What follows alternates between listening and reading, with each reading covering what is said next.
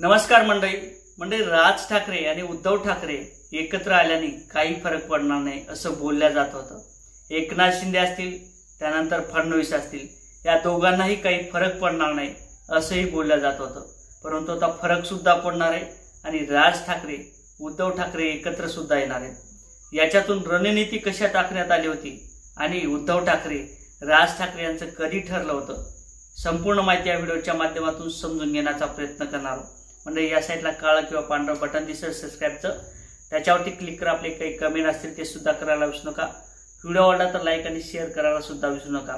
म्हणजे ज्या अर्थी राज ठाकरे आणि उद्धव ठाकरे यांना मराठी भाषेचं प्रेम आहे, मराठी माणसाचं प्रेम आहे, म्हणून तर या मुंबईत फक्त मराठी माणूसच चालतो आणि मराठी माणसाची अस्मिता सांभाळण्याचं काम हे बाळासाहेब ठाकरेंच्या नंतर राज ठाकरे असतील उद्धव ठाकरे असतील यांच्यावरती ती धुरा देण्यात आली होती।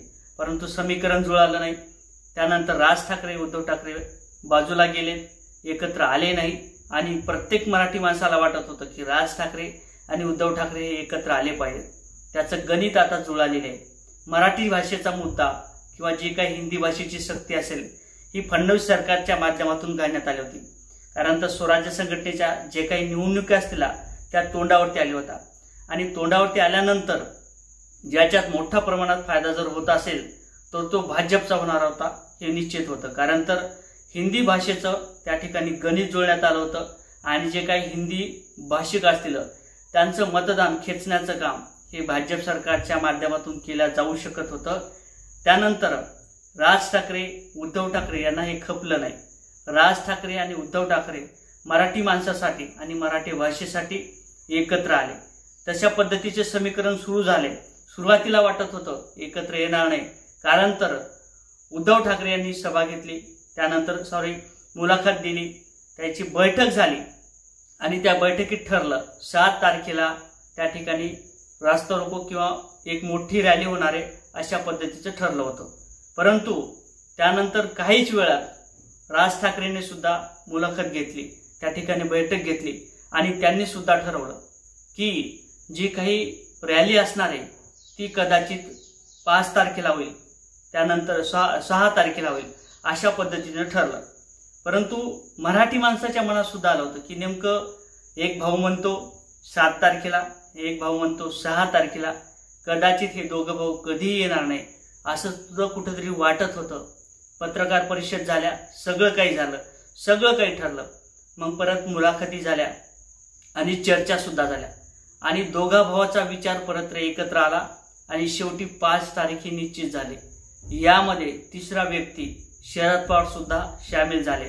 म्हणजेच राज ठाकरे, शरद पवार साहेब आणि उद्धव ठाकरे साहेब हे एकत्र येणार हे समीकरण जुळलेलं आहे आणि याचा फायदा निश्चितच भाजपला कमी तर राज ठाकरे उद्धव ठाकरे यांना जास्त होणार आहे। कारण तर मराठी माणूस हा मुंबईत जास्त आहे, सर्वसामान्य माणूस हा जास्त आहे आणि याचा फायदा निश्चितच स्वराज्य संघटना असलेला किंवा मराठी भाषेची अस्मिता असेल, हे मराठी माणसाचं त्या ठिकाणी अस्तव्य असेल ते राज ठाकरे आणि उद्धव ठाकरे यांच्या माध्यमातून सांभाळला जाईल। राज ठाकरे आणि मराठी माणूस त्याचबरोबर उद्धव ठाकरे हे एकत्र येतील आणि भविष्यात जे काही एकनाथ शिंदे असतील यांना सुद्धा त्या ठिकाणी गिनल्या जाणार नाही आणि त्याचबरोबर जे काही आपले मुख्यमंत्री आहेत यांना सुद्धा त्या ठिकाणी विचारला जाणार नाही।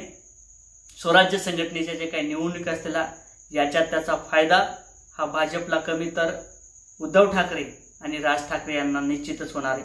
आता इथून पुढचं समीकरण कसं असेल, दोघं भाऊ हे एकत्र कायमस्वरूपी राहतील का हे सुद्धा पाहणं महत्त्वाचं ठरणार आहे।